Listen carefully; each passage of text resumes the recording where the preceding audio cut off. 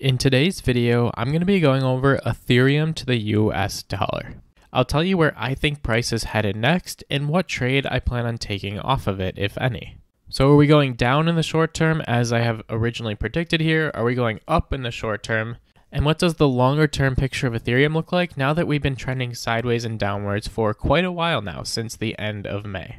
So stay tuned and you'll get the answers to all these questions and more. Now, real quick, just a quick reminder, if you're not already subscribed to my channel, please do me a huge favor and click that like and subscribe buttons below. This helps me out a ton and I really appreciate all of your support. About 2 weeks ago, I posted an Ethereum video of my prediction on where Ethereum was headed.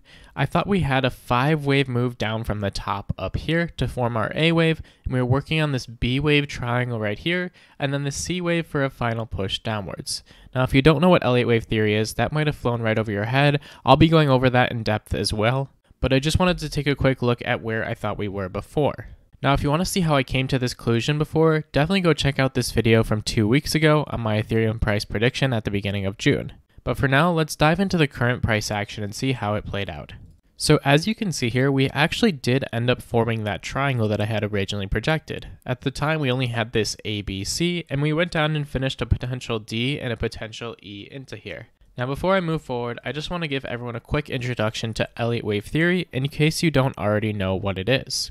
Now, I have a 10-part video on Elliott Wave Theory, so if you don't already know Elliott Wave Theory, I would highly recommend you check out that playlist because it'll give you way more in-depth details. However, for now, I'm going to give you a 30-second introduction. Elliott Wave Theory basically states that the market trends in waves of 5s, and it looks something like this.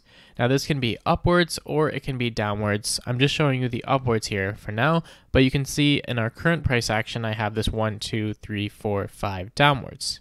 Now, once a 5-wave move comes in, we form a correction. It's typically in the form of an ABC, and it looks something like this. Counter trend of this 5-wave move, and it retraces or pulls back some of the 5-wave move pattern. This ABC can also be a triangle, which is what you see right here, with this A, B, C, D, E instead of an ABC. The other quick thing you need to know is that once these patterns form, they form over and over on larger degrees and inside of each other. So once you have this 8-wave move upwards, this 1, 2, 3, 4, 5, 6, 7, 8 waves, it basically just forms, once again, a 1, 2 on a larger degree in a more zoomed out time frame, and then you fill in that 3, 4, 5 once again. I haven't drawn this 3, 4, 5 to scale, but it's just here to prove the point to you that this 8-wave structure right here is just another 1, 2. So inside of our original 1, 2 that we drew here as well, there's 1, 2, 3, 4, 5, 6, 7, 8 waves inside of this too. So if we quickly zoom out on Ethereum to show you what I think is happening on a larger degree, on a more zoomed out scale right here, I believe that since the inception of Ethereum back in 2016, Ethereum put in this 1, 2, 3, and we're working on that 4 right now. There are a couple other macro level options. For example, maybe we have a 1, 2 right here, and we're putting in yet another 1, 2 to work on that 3 wave. So the 3 wave would end up being much higher, and we just are in the 1, 2 of this white 3 wave that would finish much, much higher. This isn't too important for that video, so I'm going to dive back into our current price action. Let's assume for now that that 3 wave is in, and so after the 3 wave, we're looking for the 4 wave. And if this was just a 1 wave up here instead of the 3 wave, we'd still be looking for a correction. Either of those corrections are going to be some form of ABC. And so from the top up here, I do see a very clear A wave into here. Our A waves need to subdivide into 5 waves, 1, 2, 3, 4, 5, and I think that's super clear. So I do believe we have this A wave correct. That means that what needs to happen next is this B wave needs to happen, and this B wave can either be just an ABC, or it can be an A, B, C, D, E as a triangle as I have labeled here. And then once this B wave finishes somewhere in this area, maybe it's already finished, maybe it hasn't, we'll dive more into that, a C wave comes and we put in one more leg downwards. This would finish our 4 wave, or if this was a 1 up here, this would finish our 2 wave, and then we'd start to head up towards new all-time highs. So now let's continue forward with the B wave price action. One of the key reasons I thought this was a triangle originally is because the price actions vary sideways. It continues to put in lower highs, so this high, and then we get a lower high into here, and even in here, although I don't have that labeled as one of my waves, and then another lower high into here, as well as higher lows. This low into here is higher than the previous one here, and this one's even higher than this one right here. So that's very triangle looking at first instinct here. And the other thing with the triangle here is that volume is decreasing through the whole triangle. So we have a huge spike in volume that comes over here at the start of our triangle. And then through the whole triangle, each of these volume peaks that we have into here are lower than the previous ones. We continually have decreasing volume. And if we were to put a trend line on the volume, it's pretty clear that the volume is just decreasing over time. This is super common to see inside of triangles. Now, as this triangle has finished out, I want to make sure that the triangle validates. Now, one of the things you like to see when a triangle ends is a huge thrust afterwards. So if this was the end of the E wave here, which would be the end of the triangle, we'd want this huge thrust downwards. And we're actually getting that in price action. However, if you take a look at volume, we haven't really seen volume levels start to increase pretty significantly yet. These drops right through here have small spikes in volume, but I'd like to see volume more along the levels of the finishing of our A wave into here, with volume up through this area, and we're nowhere near that with volume averaging somewhere down here instead of up here. So the volume is pretty weak after this E wave, which has me believing that maybe the triangle isn't correct. The other thing we need to do is validate that we have a 3-wave structure inside of every wave of our triangle. Now we already had the ABC before of our triangle in our previous video, and I believe that the 3 waves inside of each of these ABC were counted something like this, where we had an ABC to put in the A wave of our triangle, and let me decrease the degree on this so you can see that these 3 waves make up the A wave of our triangle. I'll change the color so it's a bit different.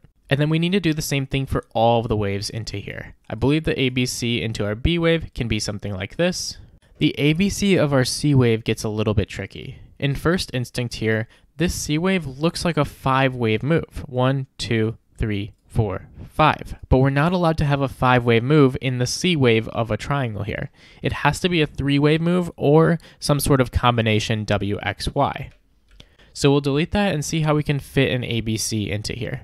Now, one of the things I see that can make this valid is for this right here, ABC, to be the first ABC of a combination. Then we get an X wave into here, a corrective move, and another ABC up to here. So instead of an ABC, we have a WXY. WXY. And let me just turn on the degree on that as well. A WXY is basically just 2 ABCs connected to each other with this X wave correcting in between. So on a smaller degree, we have another ABC making up that W wave and another ABC making up that Y wave. And these ABCs would need to be even a degree lower in here, but I'm not going to keep them on my chart. I just wanted to show you that that's ABC, finish the W, correct with a small X, ABC to finish the Y. So this is actually all valid so far. This can work with our triangle. Now here's where it gets super tricky. The D wave needs to also be an ABC into here. The problem I have with this is that we'd have to label the A wave either at this low pivot or this one. I don't think it really matters for the purpose of what I'm going to show you, but I do believe it's this one right here as our A wave, and then I think we have a flat correction for our B wave right here, so ABC into our B. So we have an ABC into our A, an ABC into our B, and then we would need to have a 5-wave C to finish this D. Now the problem is this C wave right here looks very 3-wave. It actually looks very similar to how we labeled our C wave into here. So I think we've got ABC here, an ABC for the B wave up to here, and then another ABC down to finish this. However, that would lead us to not having an overall ABC.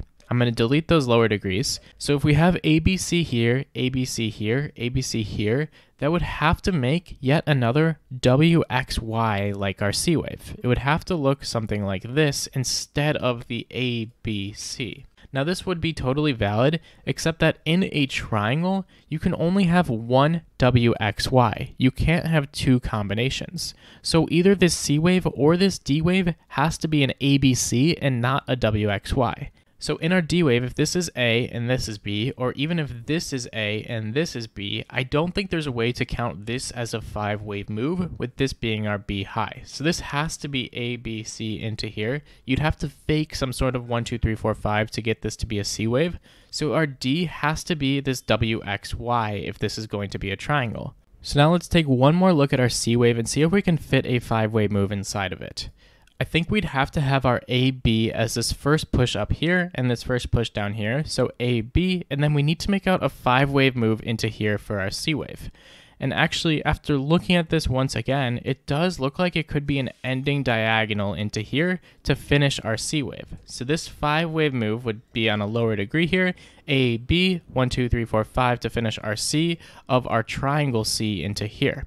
And if we look at this diagonal, it's actually contracting just like this. So we'll connect the 1 to the 3 and the 2 to the 4. And just by eyeballing this, I can see that the 1 wave is the largest, the 3 wave is the second largest, and the 5 wave is the shortest. So this is valid for an ending diagonal on our C wave right here. So the only other wave we need to validate now is the E wave. We've got the ABC into our A, into our B, into our C, the WXY in our D, which is totally valid. Now can we make an ABC in our E wave here? So again, I think this first push up here and this first retrace has to be our AB. I don't think there's another way to fill that in here. So our C has to be up here. Can we make 5 waves into this? And I do believe we can. I think this first push up and this first drop into here are our 1, 2. We get this nice 3 up into here, a very corrective looking 4, and then probably some sort of ending diagonal on a super low degree here to finish the 5th wave right here. I'll turn that down, and I do believe this is actually valid. We have this A, B, 1, 2, 3, 4, 5 to finish our C wave into here. Let's delete this to keep our chart clean. And I think we've actually validated that this triangle can be just like this. We have an A, B, C, D, E triangle. I'm going to delete the lower degrees now to keep my chart clean once again. So if that's the end of our triangle, that would also mean it's the end of the B wave right here. One other thing we can do to validate the length of this E retracement here, because it looks pretty short relative to the other ones, is pull a Fibonacci retracement from our C top up here to the D bottom right through here, and this E actually looks pretty nice right here. We like to see it come right to this golden zone, and we're just a couple dollars off from being perfectly at it. So while volume doesn't fully support the breakout of this triangle so far, I do believe that we have this A, B, C, D, E triangle to finish our B wave right here. So we have this A, B. Next up, we need to finish the C downwards. So since our 4th wave right now is an impulse followed by a triangle, the only option after this is to form another impulse downwards. We have to get a 5-wave move off of this B right here. So it would need to look something like this. 1, 2, 3, 4, 5, and maybe we can still finish in this original box that we had drawn from the previous video with a ton of confluence into this zone. So let's actually figure out if we're finishing our 1 wave right here soon and when this 2 wave will happen and where we'll retrace into. Let's dive into our current price action. So remember that inside of every 1 wave, we need to have yet another 5-wave structure. Let's see if we can go ahead and try and count 5 waves into this. Starting from the top here, we have this huge retracement that comes in pretty early right here, so I think on some sort of degree that is a 1, 2. Now we need to figure out the 3, 4, and the 5. Let me turn this degree all the way down, and I'll change the color just so we can see it better. And I'm going to quickly check this 1, 2 with a Fibonacci retracement from the top to the bottom of the 1. We like to see that 2 wave come between the 50 and the 65 right into here, this zone right through here, but up to the 786 is not too rare for a 2 wave and actually relatively common, so this looks pretty good so far. Next up, I'm going to try and figure out where that 3 wave is, and on first instinct, I do believe it's down here, because that's where our biggest pullback after it comes for our 4th wave that would need to happen.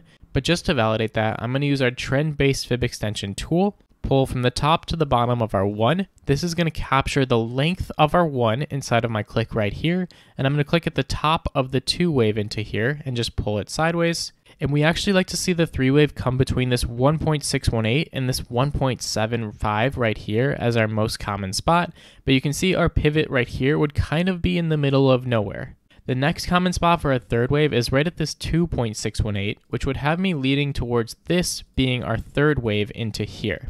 So let's delete this off of our chart and see how that would look. Our 3rd wave needs to have a 5-wave move inside of it also, and I actually do believe it does. We've got a 1 right into here, a flat 2 right here, a sharp third wave of our third wave, the fourth right here, and then the fifth wave. So this 1, 2, 3, 4, 5 would make up our third wave and validate it for us. I'm going to delete the lower degree there just so we can see the 1, 2, 3.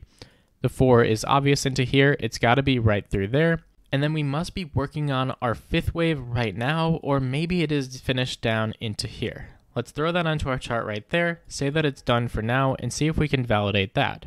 Now there are a couple different measurements we can do to validate this fifth wave. The first is that typically the first wave and the fifth wave can be equal in value if the third wave is the one that's extended. Now we have a pretty long third wave, so let's measure the length of the one wave right here with our trend-based fib extension tool, pull it to the top of our fourth, and oftentimes this fifth wave will come to this pink 1.0 line, meaning the 1 and the 5 would be equal in value. You can see we're way past that on this. So if this is going to be our fifth wave right through here, we do clearly have an extended fifth wave. The other way we can measure that is with the trend-based fib extension tool from the top of our 1 to the bottom of our 3. So we'll capture the length of this entire move right through here and put it at the top of our 4 and pull that sideways. And then often this 0 through 3 is equal in value to the fifth wave right here, right to the 1.0. And you can see it's almost perfect right where it is. So that helps validate this fifth wave right here. And lastly, we can count 5 waves in this pretty clearly. We've clearly got a 1, 2 to start us off right through here, a pretty sharp third wave into there, a fourth wave correction, and then a fifth wave that would finish down there to finish the 1, 2, 3, 4, 5 of our fifth wave into here. The only other thing I notice is that if this is our fourth wave of the fifth wave and this is the end of our fifth wave, we need to again have 5 waves inside of this move right here. Now usually I won't dive in too deep into all of this, but so far from up here, it actually looks like it's only 3 waves that would be finished. I think we'd have 1, 2 right here, and this would have to be the third for the fourth up here, put in 1 more wave to finish the fifth on a degree slightly higher than it, looking something like that, to then finish our 1 wave right there. Because we'd have 1, 2, 3, 4, and we need to finish the fifth wave of our smallest degree fifth wave right here, 1, 2, 3, 4, maybe 1 more small push downwards on ETHEREUM before this 1 wave does end up bottoming into here. So just to make it super clear what fifth wave I'm actually talking about, I'm going to change all the degrees here and actually put the labels onto this. This would be our 1, 2, 3, 4, fifth wave right here, 1 degree higher than that orange one I've got, and let's change the color of this just to distinguish all of them. And here we go. Just to review it once more, from the very top up here, we have this pink 1, 2, 3, 4. We're trying to finish the pink fifth wave. We need to have 5 waves inside of this pink fifth wave. I see 1, 2, 3, 4 in blue here. We need to finish the blue fifth wave with a 5-wave move inside of it. 1, 2, 3, 4. I believe we're finishing the orange 5-wave structure inside of the blue 5-wave structure inside of the pink 5-wave structure, all just to finish the 1 wave downwards. So let's zoom back out and see what that would look like afterwards. If this is all our 1 wave into here, which again is just the 1 wave of our C wave, then we're going to have the 2-wave retracement come in next. To predict it out, let's use a Fibonacci retracement, and we'll say the fifth wave finishes at this blue support and resistance line around 1990 that we've originally had. We'd have the 2-wave coming up into here, most likely this 50 to golden zone area that I originally established, so between 2300 and 2400 for this 2-wave, and then we'd be putting in a sharp third wave afterwards. A good protection for this with our Fibonacci retracement from our 1, 2 is towards this -1, which will also be a 1.618 extension of our 1 to 2, so roughly into here for our third wave, which is originally our box that we were projecting the low to come into. A pullback for a fourth wave somewhere up here, and once again, we can use a Fibonacci retracement from our hopeful 2 to our projected 3 into here, put the 4 between the 38.2% and 50% retracement, our most common spot for a 4, and then put our 5 at new lows relative to this 3. So let's delete a bunch of this off of our chart to keep it clean into here, and I'm going to delete this original box that we had because now I think we might come lower than this box actually. Maybe our fourth wave will finish down there for our C wave to finish over here. Let's delete some of these lower degrees on our chart because it's just cluttering it for now. And here we are. I think we're either at the bottom of our one or very close to the bottom of our one wave of our C wave right here, which would finish our overall A, B, C of a fourth wave correction right through here. So 1, 2, 3, 4, 5 to finish this C wave. And the other thing we can look at is that this A and this C are typically correlated either by 1 to 1 or 1 to 0.786 or 1 to 0.618 are some of the common ratios for the length of our A to the length of our C. So let's grab our trend-based Fib extension tool once again, pull the length of our A, put it at the top of our B wave right through here, and pull it sideways.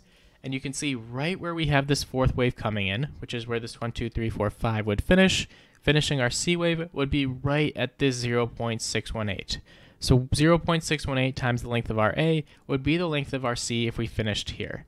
And this would have us at a price target right around $1,000 on Ethereum. Let's delete more off of our chart just to continue to keep this clean into here, and we'll zoom back out and see what this looks like.